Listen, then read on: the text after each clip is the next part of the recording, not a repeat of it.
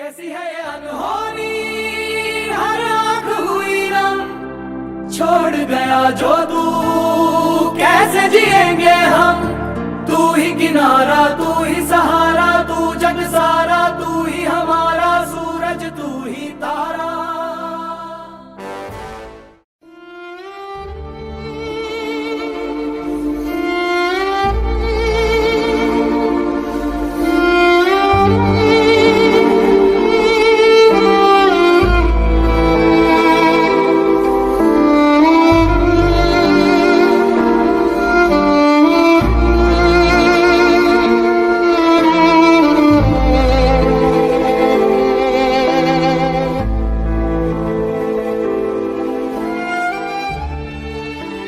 তাদের যে মানসিক অবস্থা এটা অবশ্যই শোচনীয় একটি অবস্থা।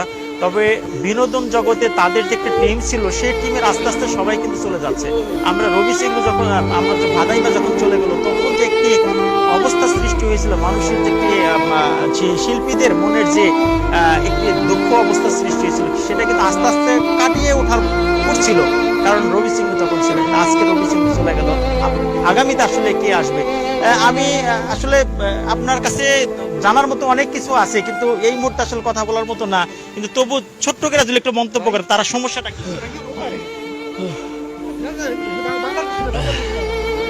কি কমে ভাই, তোমার কাছে কিছুই নেই। শারীরিক অবস্থাটা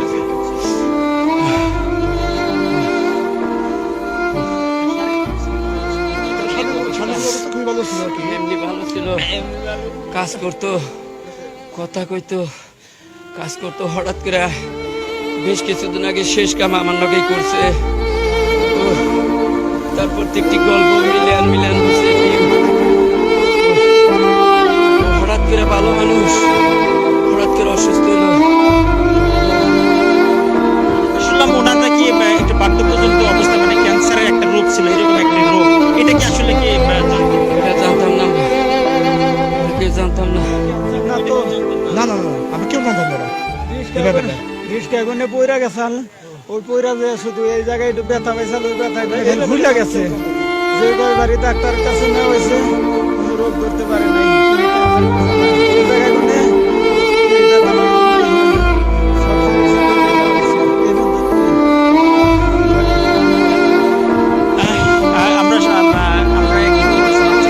জানার চেষ্টা করলাম যে কারণ এই মুহূর্তে তাদের যারা শিল্পী তাদের মনের মানসিক অবস্থাটা কিন্তু খুব একটি ভালো না। কারণ আমরা আসলে খুব একটি তাদের কাছ থেকে তথ্য জানতে খুব একটি কষ্ট হচ্ছে। কারণ রবি সিংহ কয়েকদিন আগে রিক্সার থেকে পড়ে গিয়েছিলেন, এমনটা বলছিলেন। রিক্সার থেকে পড়ে গিয়েছিলেন, রিক্সার থেকে পড়ে যাওয়ার পরে তিনি একটু ব্যথা পেয়েছেন, তারপরে চিকিৎসা নিয়েছেন। চিকিৎসার পরে আজকে বলার ভাষা নাই। কারণ একটা মানুষের অভাব কখনো কেউ পূরণ করতে পারে না। তার ইতিমধ্যেই আমরা আরেকটা কথা কি, আমাদের শোকের মাস হচ্ছে মে মাস। কারণ 22শে মে আসান ভাইকে হারাইছি, মাঝখানে কালকে 30 তারিখ গেছে, আজকে 24শে মে। এই 24শে মে আরেকটা নক্ষত্র হারাইলাম জীবনে, বলার কিছু নাই। এত এত ভালোবাসা, এত কি আমাদের আর্টিস্টরা দেখায়। তবে আপনার মাধ্যমে আমি জানাতে চাই, আমরা যারা এই মিডিয়া জগতে আছি, আমরা দেখি 4 স্টলে গেলে একজনের জন্য একজন চান দেয়, কিন্তু বিপদের সময় কারোর আমরা কাছে পাই না। এটা আমার বড় দুঃখ। আসান ভাইকে নিয়ে হাসপাতালের ধারে ধারে ঘুরছি, তার মৃত্যুকালে কাউরে কাছে পাই নাই। এই রবি ভাইরে নিয়ে আমি ওনার একমাত্র ছেলে সাইবুলকে নিয়ে ঈদের 2 দিন না 3 দিন পরে থেকে টানা কন্টিনিউ একটা দিনের জন্য ভাব নাই আমি রবিবার কাছে আসি না। কিন্তু রবিবারে ডাকলাম, তাদের সাথে সঙ্গ করলাম, তারা আমার কাছে আসে না, আমার কাছে বসে না। আমার নিতাল গাল আমাদের অন্তর চাঁদ মুখটা দেখতে চাই, কেউ কাছে আসে না। এটাই বড় দুঃখ, আর কোনো দুঃখ নাই। আসলে কথাটা কিন্তু বাস্তবসম্মত। কারণ আমরা দেখি যখন যাকে নিয়ে আলোচনা সমালোচনা কিন্তু আরো বেড়ে যায়। আমি এখানে অনেকে আদিষ্ট আছে, এখানে অনেকেই কাজ করছে, একই সাথে কাজ করছে, সকলের মনের ভিতরে একটু ভাগ ভাগ। আমি দেখছি অসংখ্য ভিডিও আপনি তার সাথে করছেন, আজকে চলে গেল। আসলে আপনাদের আগামী পথ চলা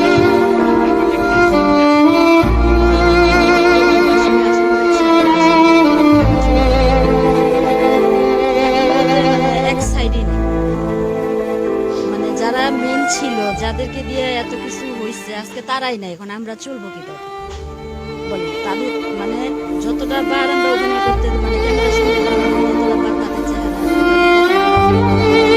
একা যেভাবে চলে যাবে আসলে এটা কিছুতেই মেনে নেওয়ার মতো না।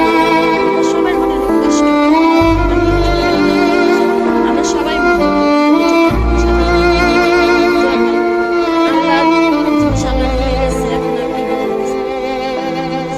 আপনার কাছে একটু আপনি অনেক অসংখ্য ভিডিও কাজ করছেন তার সাথে, আসলে বলার মতো কিছুই নাই, তবু তাকে তার স্মৃতি নিয়ে আমি আসলে কিছু বলতে পারবো না, আমি তার মেয়ে ছিলাম তো বলার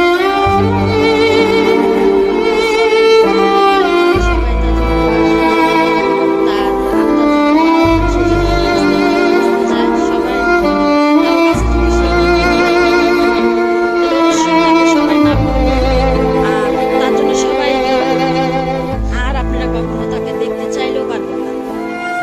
কি বলবো আসলে, রবি ভাই, আসান ভাই এরা খুবই ভালো মনের মানুষ ছিল।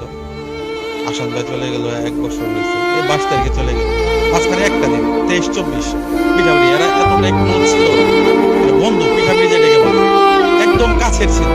যে মৃত্যুটাও দেখেন কতটুকু ডিফারেন্স।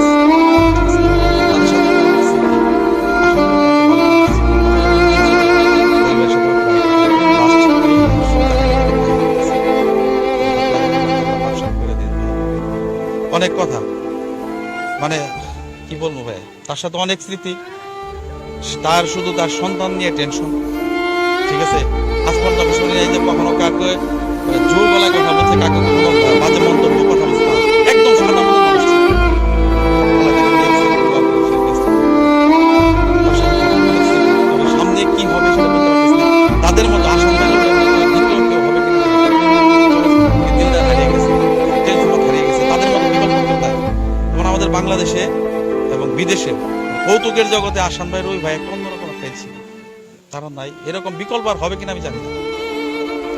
বলছিলেন যে রবি যে মারা গেছে, সরি আসান যে মারা গেছে মে মাসের 22 তারিখে, আর আজকে রবি মারা গেল 24 তারিখে, তার মানে কি 22 তারিখ আর 2 দিন ডিফারেন্সে একই মে মাসে তিনি মারা গেলেন। তার মানে তাদের বাস্তব জীবনে তারা খুব ক্লোজ ছিল, বন্ধুত্ব ছিল, এবং মৃত্যুর সময় দেখা গেল যে খুব কাছাকাছি তাদের মৃত্যুটা হলো। এমন বন্ধুত্ব তাদের সাথে, মানে তাদের সাথে তুই মুই সম্পর্ক। আমি তো ছিলাম, বেশ কিছুদিন ছিলাম তাদের সাথে, দেখতাম হাসি ঠাট্টা করতো, কোনো কিছু হলে শেয়ার করতো, দুজনের মধ্যে অন্যরকম সম্পর্ক ছিল।